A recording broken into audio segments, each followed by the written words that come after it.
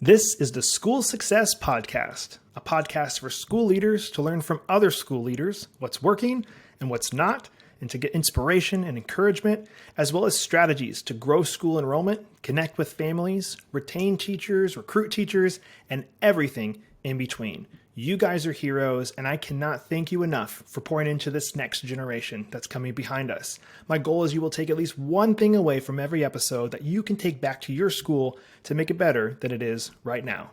Please enjoy the School Success Podcast. This podcast is brought to you by the Herzog Foundation. Time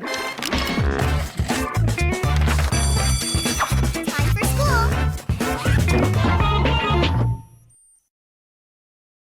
Hey, School Success Makers. Welcome to another edition of the School Success Podcast. I'm your host, Mitchell Slater. I'm joined by a friend out of the great state of Missouri, Brian Polk, who is the Director of Accreditation at Society for Classical Learning. And we're going to talk all about accreditation today. What is it? Why you should get it, why you should have it, why you should even care about it. We're going to dive into all of that here in the next 25 minutes or so. So enjoy. We're going to have some fun. But before we do that, I always pass it off to our guests to introduce themselves, which if you listen to the previous episode, you'll be like, this name sounds familiar. And it's because, yeah, he was on just a previous episode. So Brian, welcome to the podcast today again, sir.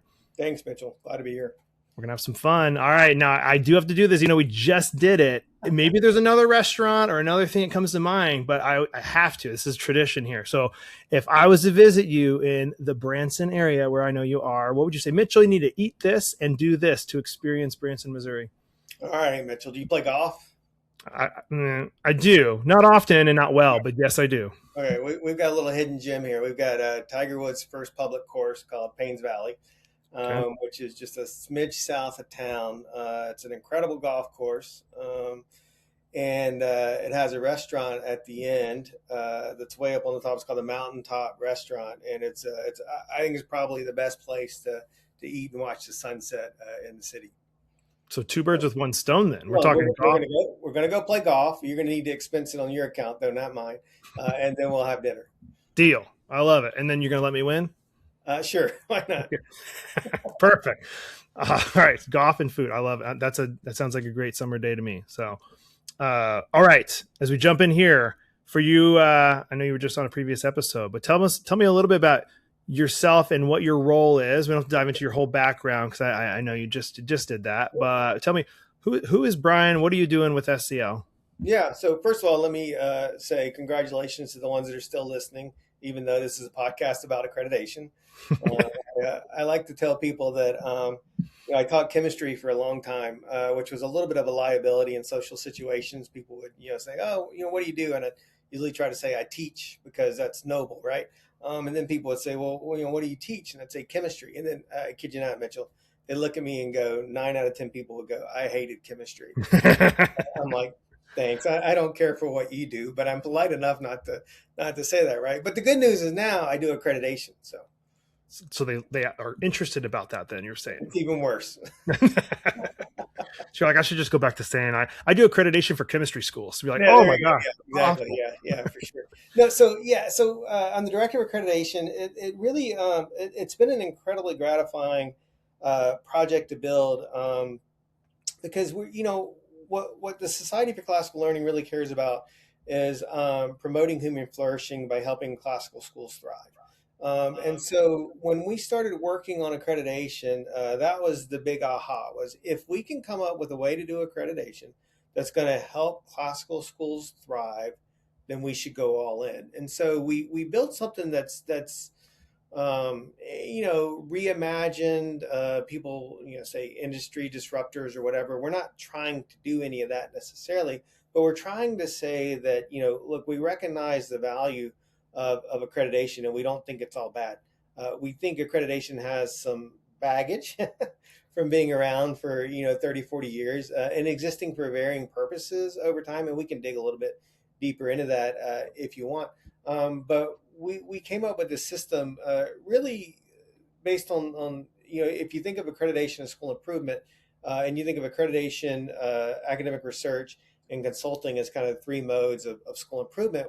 Was there a way to take the best of each of those and put them together and leave the worst of each of those behind? And so that's kind of how we we built our program around those three things to see if we can figure out something that, again, meets the school's need to be accredited by an external body and a committee of the peers, but also serves that purpose of really helping a school go deeper into their mission and serving that successfully. So for a school listening, going, all right, I've heard of accreditation. Let's just say maybe they're not accredited with anybody, and they're interested in it. What is it? Do they need it? But they're brand new. Is it something like, hey, you need to be open a certain amount of years and have some some history to be able to actually get accredited? Let's start maybe with that. Yeah, it really depends on what state you're in. So one of the most interesting things about accreditation was when we first started having this conversation, our president asked me, like, how do we even become an accreditor? And so I asked a couple of people, and they said, well, you just say you're an accreditor. I was like, oh, okay. I assumed that we had to register somewhere, but you don't. And so the interesting thing about that, though, is accreditation means,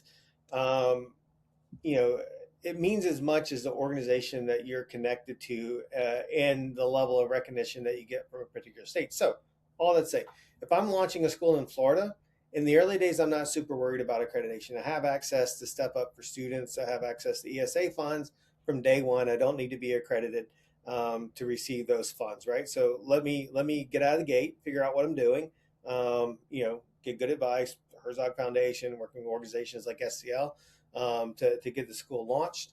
And we're even developing a program for newer schools to really get started on the right step.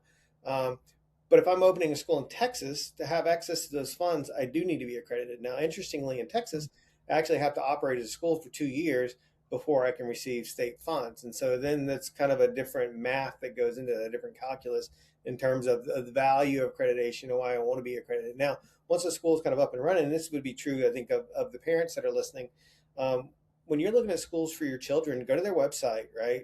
Scroll down, see who they're accredited by, but don't stop there. Click on that link if it's linked. If not, Google it and read about that organization, because what that school has said is that we agree with the values of this organization to the point that we've asked this organization to hold us accountable to fulfilling our mission. And so we only work with Christian classical schools. We don't work with charter schools. We don't work with schools that aren't classical. We're unapologetically boutique, but we believe that's where we have the most value to add. And also those are the schools that are at the heart of our mission. You mentioned in Texas, you have to be accredited to get funding, but could a person in Texas start their own accrediting organization and accredit their school, and then technically they could get funding? Is it that simple? And since you said anybody can do it? It's not. So again, state by state, right? In Texas, you have to be recognized by, again, according to their legislation, either by TEPSAC or by the Texas Educational Alliance. So those are the two governmental bodies that approve accreditors. Now, again, in Florida, there's no governmental bodies that approves accreditors, right? So accreditation doesn't mean anything at the state level, but the state also doesn't regulate it in any way. It's different in Texas. Interesting. All right. So a school is interested in getting accredited. How long does that process typically take? Yeah, I mean, for a school that's up and running, it's usually about a year from when you first reach out to me to when I can send a team out to your school and spend some time, seeing the campus and talking to your parents and students and faculty and board members and academic leaders and advancement directors and finance directors and all that stuff. So if you're a newer school, we have we call it our own ramp program, which gives you like 2 years to get ready and then a third year to get accredited. Okay. And then once accredited, how does it work to stay accredited? Is it every year you come out, 5 years? Yeah, excellent. So it depends on how you did. We have age standards. You get rated each standard on a scale from 1 to 9. We have 3 categories. You're either emerging, established, or thriving. If you're established or above in all 8 categories, and there's no violations that we see, something that's particularly concerning, then you go into a 5-year cycle, which for us means that you enter into what we call the improvement years. And so what you do then is you take the report that we generated at the end of our visit, and you work on that as a team in your organization over those improvement years until we're ready to go back in 5 years. Now, if a school was found to be emerging in 1 or more standards, then it's a 2-year process with a little more interaction in between. Hey, school success makers, Mitchell here. I just want to take a really quick break from the show to give a big, huge shout out to the Herzog Foundation. I absolutely love the Herzog Foundation. I've been friends and partners with them for a couple years now, but we're bringing it to a whole new level. And I'm excited to share that our very own School Success podcast is now featured on the Herzog Foundation Podcast Network. The Herzog Foundation is a powerhouse of resources designed to support schools like yours, from free training events through the Herzog Foundation Institute to their incredible online news publication, The Lion, and of course, our new podcast, Home. They have everything you need to stay informed and inspired. And if you're dreaming of starting your own Christian school or co-op, don't miss their online course, Schoolbox. It's a fantastic resource to help you get started on the right foot. At School Success, we're proud to partner with the Herzog Foundation to bring you these valuable tools and insights. So visit herzogfoundation.com to explore all they have to offer. Trust me, you won't want to miss out on these amazing opportunities for growth and success. And I love all the people over there, and I know you guys will too. So please go check them out, and you won't be disappointed. Now, back to the show. So naturally, the question I have is like, if I see this, if I'm a parent looking at a school, and I go, oh, they're accredited. That's awesome. And I go in there, I'm like, man, this school is like not run good. Oh, they were accredited 3 years ago and it hasn't been checked, and they just went by the wayside. New head of school came in, knew all these things, and it's just not there anymore because they didn't have to follow it because it was 5 years. Like, I'm sure this has happened. Or what's your rebuttal, I guess, of like schools falling off even though after they got accredited? Yeah, so two things. One, we require the school to notify us of any substantial changes. So, for example, if you change heads, right?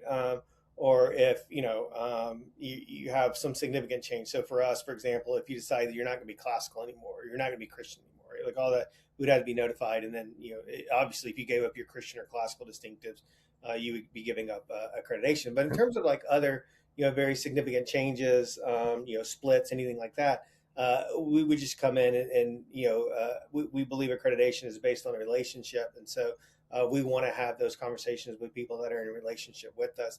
It is certainly possible for a school to drift, but we also do annual check-ins where we evaluate the improvement plan that they put in place at the end of the visit, and then we monitor the status of that, and then we provide a number of resources. So our hope is really, when a school becomes accredited, the way I like to say it, they go from being a member of SCL to being a friend of SCL, right? So now we're in this relationship, we're doing this thing together because we really do view, the purpose of SCL is not just to come and get something, right? The purpose of SCL, when you're a member and when you're an accredited member especially, is like you're also pouring back out, you're giving them back away to other schools. Like we in the classical Christian world, like we really think we have something special, and we want to see as many kids have access to that as possible.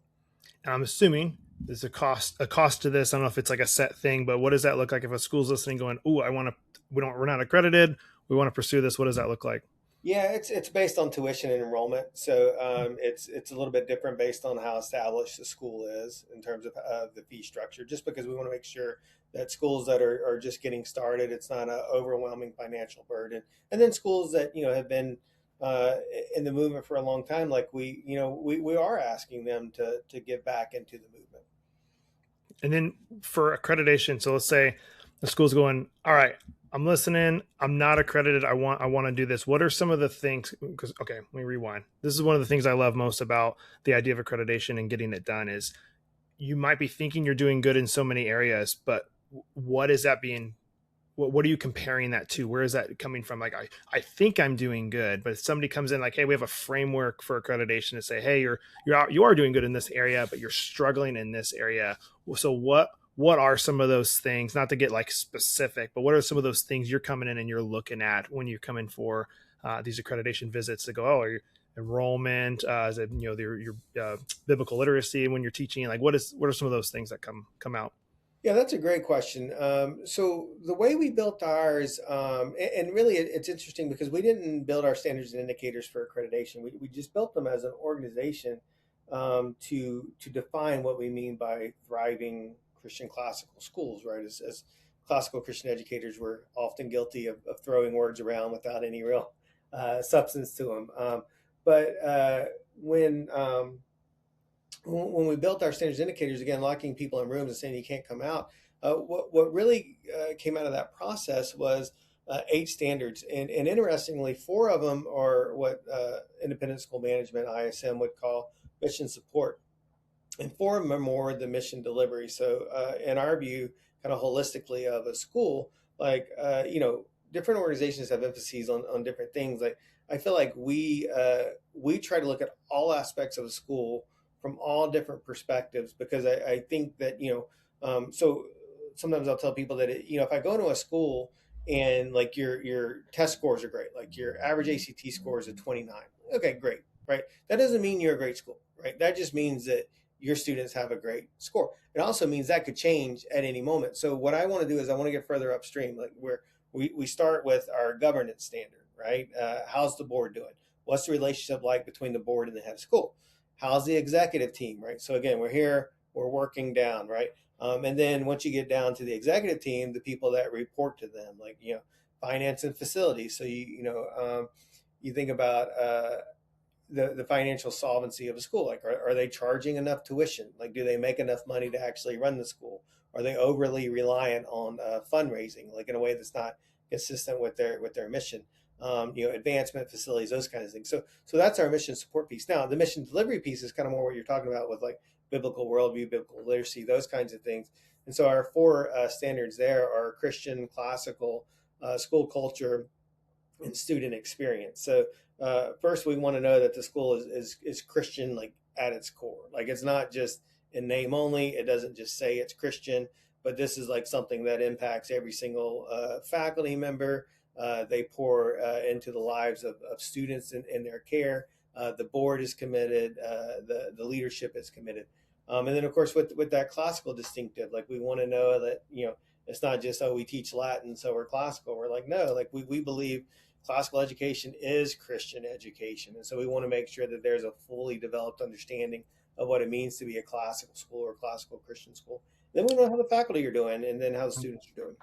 To be fully accredited, do they have to check every single box to be, hey, you are fully accredited? Or is there like, oh, if they don't have these 2, that's okay. They got 95% of everything and they're accredited? Or is every school that's accredited is the exact same 100%?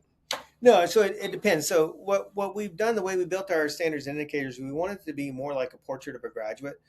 So it's very aspirational. So in that regard, no school will ever go 10 out of 10 on every standard, right? It's the bar is too high.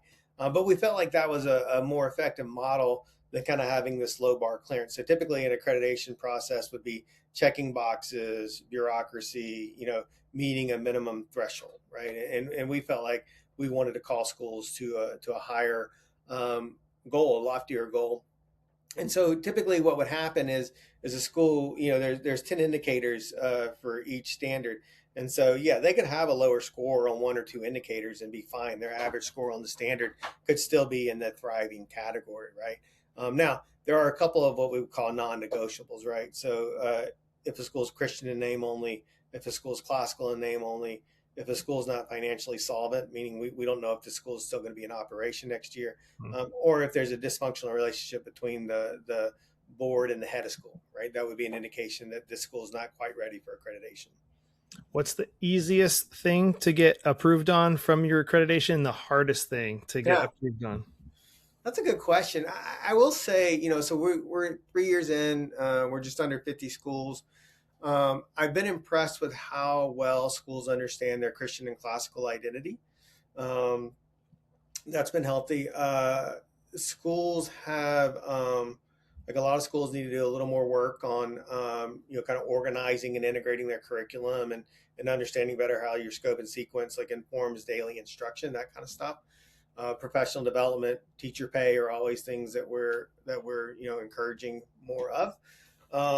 And then on the governance side, it's being a school board member is tough. It's a volunteer position. Typically term limits keep you from doing it for very long. So it's hard for a board to get really good at governing a school, but it's also extremely important in the life of the school. So, and then, the financial, I think schools are very hesitant to charge as much tuition as it takes to operate a school.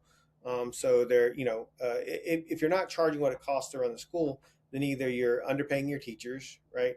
You're compromising safety or some form of facilities to, to make ends meet, or you're having to devote a tremendous amount of resources to fundraising. So in terms of the easiest thing, the only reason that I think the Christian and classical standards are easier because it's typically the passion that launched the school. Like most people don't launch schools out of a passion for governance. Like, you know what I care about, Mitchell? I care about good governance. You and I should launch a school together because we want a school that's got a great board. It's like, that's just not how it does, right? The board serves the mission, again, mission support, mission delivery. Hey, I just want to take a really quick break from the podcast to highlight one of our amazing partners and sponsors, ClassReach. If you're a new school administrator or founder and are struggling to keep up with all the hassles of planting a new school, like collecting tuition, communicating with parents, or handling student data, then you need ClassReach. ClassReach is the all-in-one software that helps with everything from admissions and tuition to classroom management and parent communications. Sign up for a free consultation with one of their school specialists and see how ClassReach can help your school grow today. You guys can check them out online, classreach.com. They are a kingdom-minded company, and I love their leadership team there. I've become friends with a lot of them. They truly are a great company. I support them, and I love them, and you guys will love them too. Check them out at classreach.com. Now, back to the show. So 50 schools accredited after 3 years. Without obviously naming names, I would love to hear, like, you've gotten in and you've found things, not like, crazy. I'm just saying, like, oh yeah, you can't be doing this to be certified or accredited with us, or you maybe help them realize something that they literally just never saw, never thought of before. Are there any kind of just cool stories that have come out of, we came into this school and found this amazing thing they're doing, or found this thing like, oh, you shouldn't be doing that, let's not, and now you can be accredited? Any I know it's a really broad question, but anything that comes to mind that you've seen out of 50 schools? Yeah, I think what's been most rewarding, and again, by the time the school invites us to visit their campus, I mean, it's a very vulnerable process. It would be like, you inviting me over, and then me looking in all your closets and your garage, and it's like your trunk, your glove box. But that's the deal, right? Because it's just like, if you're, a lot of people say accreditation is the root canal of education. We like to say it's a very good annual physical with a doctor you have a lot of respect for, right? The more data the doctor has, the better that conversation is going to be with you in terms of how to improve your overall health. So, I think what's been some of the more rewarding parts for me is when we have been able to identify a blind spot. So something that the school really didn't see. And, in a lot of instances, we're telling them what they already know. And maybe we're saying it with more proof or more conviction than they had on their own. So that's good. But when we really found a blind spot, like we've had a couple of people tell us, like, oh man, I felt like I was going crazy. I was like, no, you're not crazy, right? Just, this is happening in the organization that's causing problems here, here, and here. And then sometimes those are fairly easy fixes. And then a year later, they're like, oh my gosh, this is a completely different school. That to me is really rewarding, because the school's probably not going to get there on their own. There's just going to be problems that continue to happen because of that. But when you can bring that to the surface, because again, I always say that I don't care about accreditation. Like, I care about teaching and learning. But the better a school is run, the healthier a school is, the more systems and operations it's got, that it's doing really well, the better the opportunity for the magic of the classroom to rise to the surface. What are some of you just said the phrase and I literally lost my train of thought as I started to say it. The blind spots. What are some of the most common blind spots that you feel like a school has where they're like, oh man, like, thank you for, or I thought I was crazy, but you're right. What are maybe some of the common ones that come up more often than others? Yeah, I think being overly reliant on fundraising, not having a full understanding of their financial model, or where the really high leverage levers are. So, for example, schools can get a little bit obsessed with having small class sizes, not realizing that small class sizes make the financial model a lot more difficult to run. And then sometimes it's just having somebody in the wrong position. That's difficult for the head of school or the board to see. But sometimes it's could even be having a board member that's not in alignment, or even a head of school that is not quite what the school needs. Okay. And sometimes too, I would add to that is there's been a couple times where, you kind of have this institutional transitions, right? You think about the life cycles of an institution, and sometimes, the head that you needed to get this thing up and going is not the same head that you need to sustain it or to grow it or to move it to multiple campuses or whatever. So sometimes that kind of helps getting some clarity around some of those issues with, where does the head need to grow, or, has the head kind of, ready to move on, or that kind of thing. Okay. Well, if a classical Christian school is listening and interested in accreditation, where do you want them to go? Yeah, so obviously you can start with our website, societyforclassicallearning.org. There's an accreditation link on there. But the best thing you can do is join us at our summer conference or one of our regional events, and get to know us, because again, we want you to be in relationship. We don't want to sell you an accreditation sticker for your window. We want you to be a part of the Society for Classical Learning. So being a part of our conferences, joining us for our pathway services, cohorts, workshops, that kind of stuff. And then setting a meeting with me. I take all the meetings for people that are interested in accreditation. That's where it starts. Perfect. Well, last question for you before you go. If you were to share one final piece of advice for the school leaders listening, what would your one final piece of advice be? Yeah, I think my piece of advice for school leaders is don't forget to keep dreaming the dream, right? There's a reason that the school came into existence. There's a reason that you stepped into school leadership. And man, I know that it can get tiring. There's a lot of challenges, a lot of things coming at you. We were talking earlier about all the different hats they wear, but make sure you find that time, be it in a journal or talking to some other school leaders, and just go, reminding yourself of why, one, this work is so important, and two, why you love it so much. I agree. Brian, thank you so much for being on the podcast again. Appreciate your time, and wish you nothing but the best as you continue to help these schools across the country get accredited and do better to raise up more Christian student leaders. Yeah, and thanks, Mitchell. Thanks for having these conversations with school leaders. It's such a gift to practitioners to hear what other people are doing. Thank you, brother. Appreciate it. Yeah. Well, another huge shout out and a thank you to our guests for taking time and being on the podcast today. I love the people that I get to interview in this podcast. And as always, I'm hoping you guys are able to take at least one thing away from today's episode that you can take back to your school to make it better than it is right now. Before you guys go, I do want to make sure you are aware of our 3 free resources available here at School Success. And the first one is, of course, the podcast that you're listening to right now. We are dropping weekly episodes every single Monday morning. We want to make sure you guys aren't missing out. So if you haven't subscribed, please subscribe. And if you haven't left a 5-star review, we would love a 5-star review as well.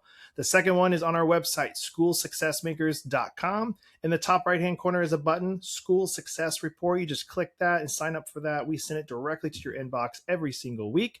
It's full of different articles our team has either found or written to help you, the school leader, be more successful. And last but not least is our free Facebook community called School Success Makers. It's an awesome place. I'm personally in there. I'd love to see you in there as well. Get some good community around you, ask questions, and just have some fun. So make sure you are joining our free Facebook community. We'd love to see you in there. All right, guys. Well, that's it for today. We'll be back here next week with another awesome guest as usual on the School Success Podcast. We'll see you then. The views and opinions expressed in this program are those of the speakers and do not necessarily reflect the views or positions of the Herzog Foundation.